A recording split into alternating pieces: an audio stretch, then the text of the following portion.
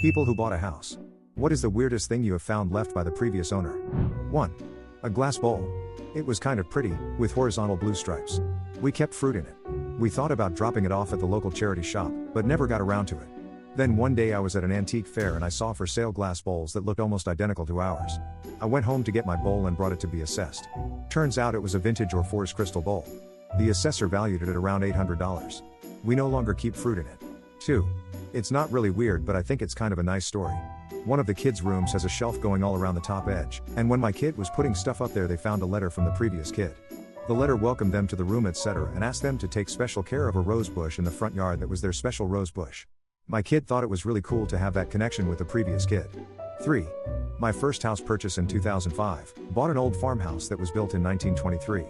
The basement was filled with stuff. We told them they needed to clean it all out before closing, but they didn't do it.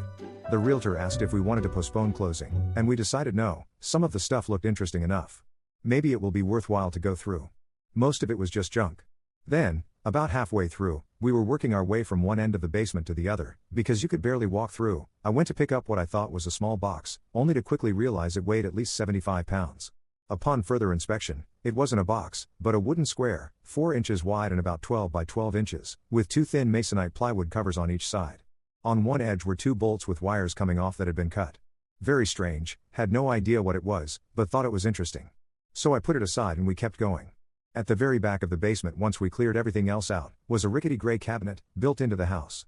Inside, were numerous strange small tools, vials of mercury, vials of a strange powder, and thousands, literally thousands, of dice blanks. Some actual dice, but mostly blanks without the dots. They were all in little boxes labeled dice blanks. Also very strange.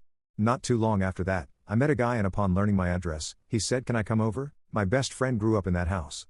He came by, and proceeded to tell me stories for an hour and a half about his childhood best friend's eccentric father, someone who was a part of the Dixieland Mafia in the 60s and 70s, and who made a living traveling around the US as a traveling gambler. The enormously heavy box was an electromagnet. And the dice blanks were for him to make his own loaded dice with a little bit of metal powder under the inlaid dot, so he could set up his own table with the electromagnet underneath, and turn it on when he wanted to persuade the dice. Pretty fascinating.